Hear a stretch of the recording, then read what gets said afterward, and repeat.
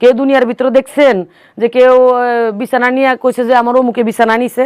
মানে এটা কোনো কথা না। দেখেন কিছু কিছু বাউল আছে তাদের এমন ভাবে অশ্লীল ভিডিও নিয়ে পর্যন্ত মিডিয়াতে, তারা সোশ্যাল মিডিয়াতে ভাইরাল হইতে হইছে। সোশ্যাল মিডিয়াতে এমন ভিডিও তাদের আছে, তারা কিন্তু এখন বর্তমানে বড় বড় বাউল শিল্পী। আল্লাহর শানের অনুপযোগী বাক্যালাপের কারণে মানিকগঞ্জের এক বাউলকে গ্রেপ্তার করা হয়েছে। তাকে গ্রেপ্তার করে অনেকে প্রতিবাদ করছেন, এটাকে বাকস্বাধীনতা হস্তক্ষেপ হিসেবে দেখছেন তারা। আমার জানার বিষয় হলো বাকস্বাধীনতার সীমা কতটুকু এবং এ ধরনের দৃষ্টতার শাস্তি কি? এক মহিলা সাংবাদিকদের সামনে এসে বলতেছে, মহিলা বাউল শিল্পী, যে পুরুষ বাউল শিল্পীদের চরিত্র হলো ওরা বেডে ডাকে আগে নারীদেরকে, বেড পার্টনার যদি না হয় তাহলে তাকে গানের আসরে ডাক দেওয়া হয় না। এ আবুল সরকার আল্লাহর শানে যে শব্দ ব্যবহার করেছে, আমরা তার তীব্র নিন্দা ও প্রতিবাদ জানাই।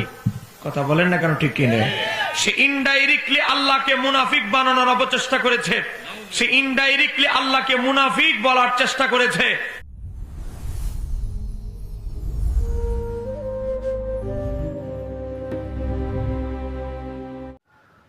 আসসালামু আলাইকুম ওয়া রাহমাতুল্লাহি ওয়া বারাকাতুহু। যারা আমার এই ভিডিওটি দেখছেন দেশে ও প্রবাসে, সবাইকে আন্তরিক মোবারকবাদ। দর্শক শ্রোতা, মহারাজ আবুল সরকার তিনি গ্রেপ্তার হয়েছেন। এই সময় বাউল হাসিনা সরকার তিনি এবার বাউলদের নিয়ে কিছু গোপন ভিডিও এবং কি গোপন তথ্য দিয়েছেন, যে বাউলরা আসলে মেয়ে শিল্পীদের সাথে কি করে, তাদের কি আচরণ ব্যবহার। দর্শক শ্রোতা, এই ভিডিওটি যদি আপনারা পুরোপুরি দেখেন তাহলে আসলে আপনারা বুঝতে পারবেন যে এতদিন আলেম ওলামারা যা বলেছেন সেই কথা হয়তো আজকে মিলে যেতে পারে। দর্শক শ্রোতা, প্রথমে চলুন আমরা দেখে আসি যে বাউল হাসিনা সরকার তিনি কি বলে।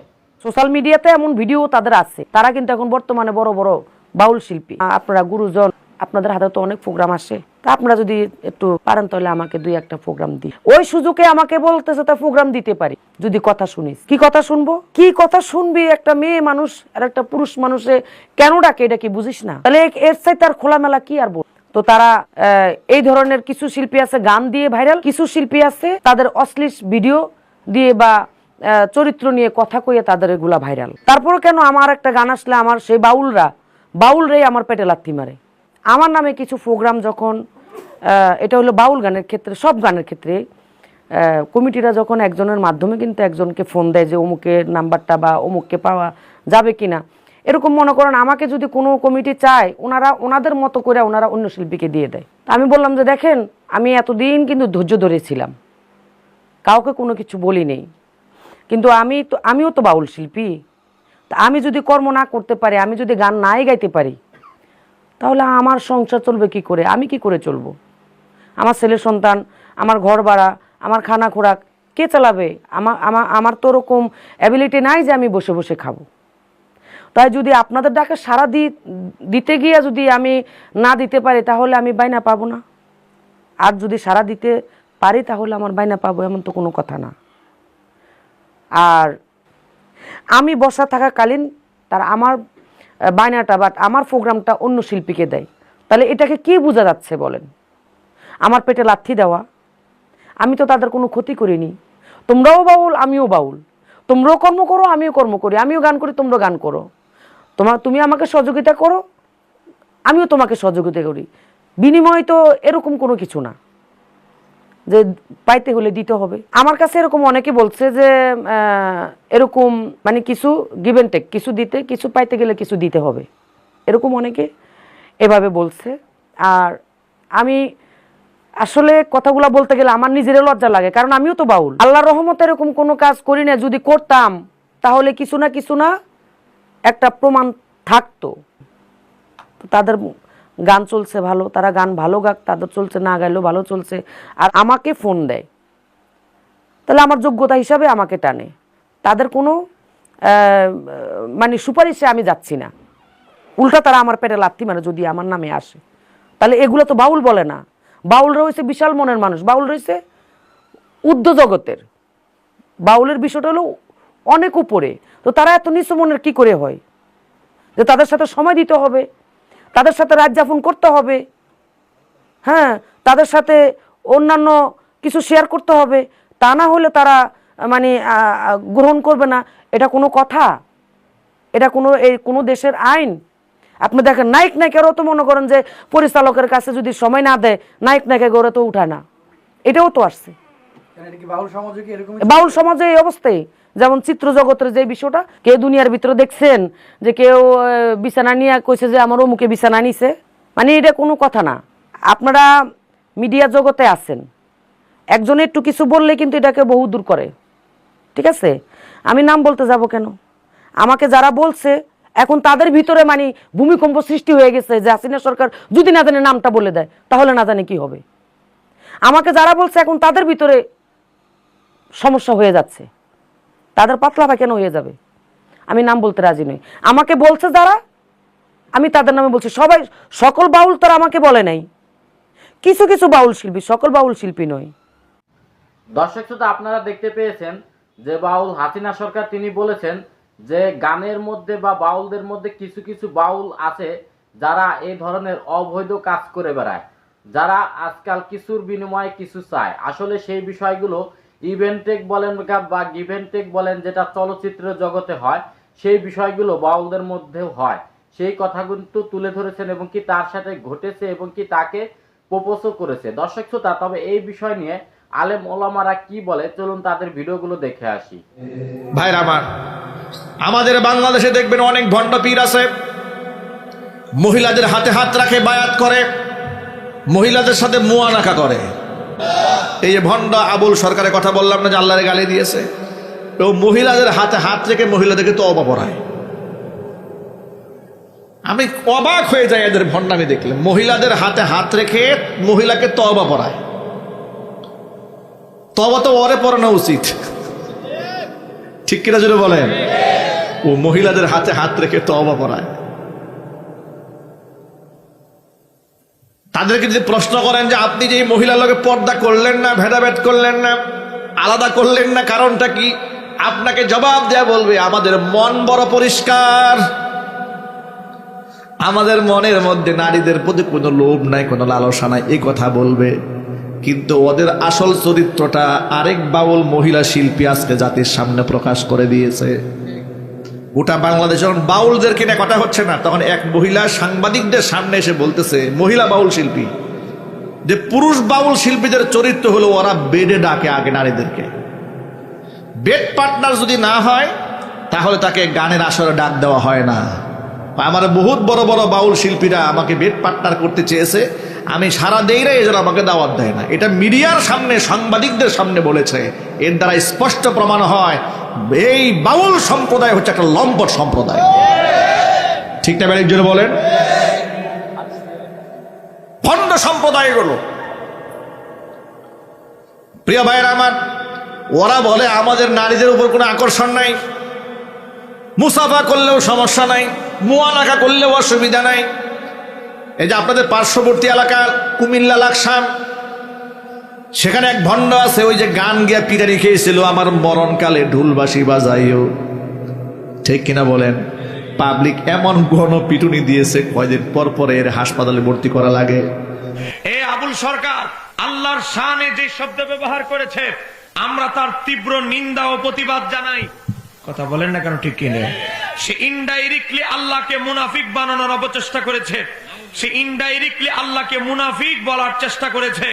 মনে রাখতে হবে, সে পালা গান বলতে গিয়ে প্রতিপক্ষকে পরাজিত করো, এটা অভিনয়।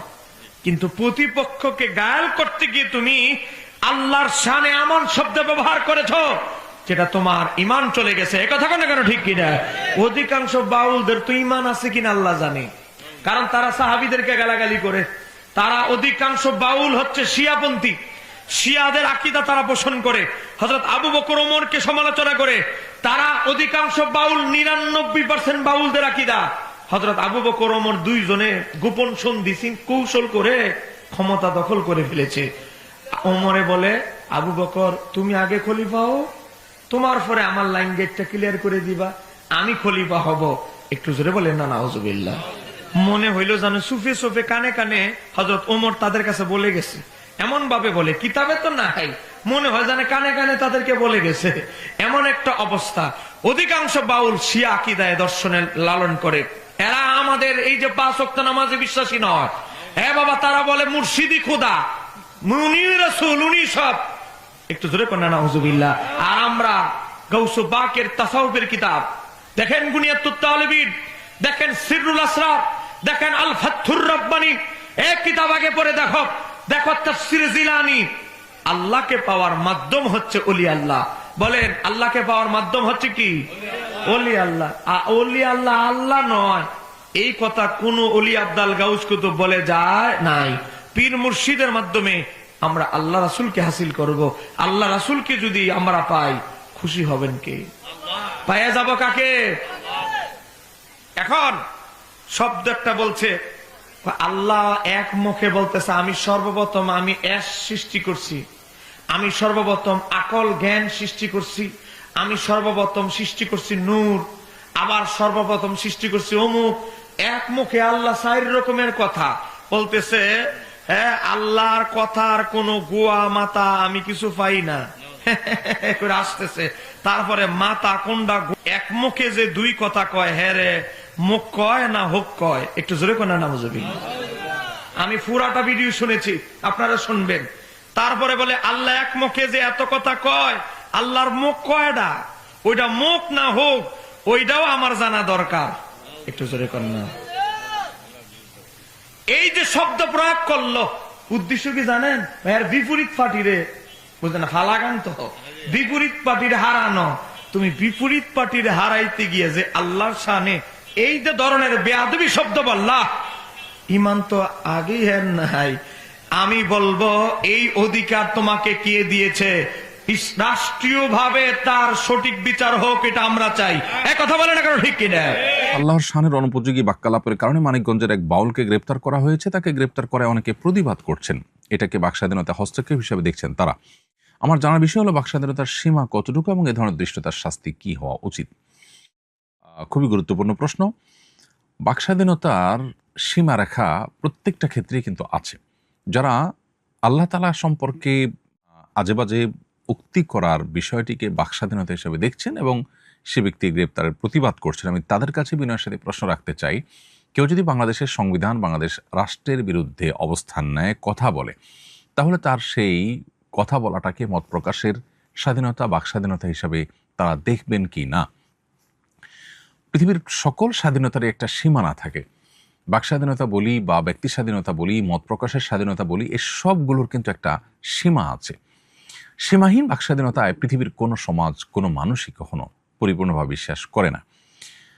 একটা সমাজের 90% মানুষ বা তারও বেশি সংখ্যক মানুষ আঘাতপ্রাপ্ত হতে পারে, সংক্ষুব্ধ হতে পারে, সেরকম উক্তি করা এটা কিভাবে বাকস্বাধীনতার মধ্যে পড়ে? আপনি আমাকে, আমার বাবা মাকে তুলে গালিগালাজ করবেন আর বলবেন যে তিনি তার মতের প্রকাশ ঘটিয়েছেন, তিনি তার বাকস্বাধীনতা ভোগ করছেন। এটাকে কোনো সভ্য সমাজে গ্রহণ করবে? পৃথিবীর উন্নত দেশগুলোতে পর্যন্ত হেট স্পিচ বলতে একটা কথা আছে যে আপনি এমন কিছু কথা বললেন যেটা মানুষকে সংক্ষুব্ধ করলো, তাহলে এটাকে অপরাধ হিসেবে গণ্য করা হয়।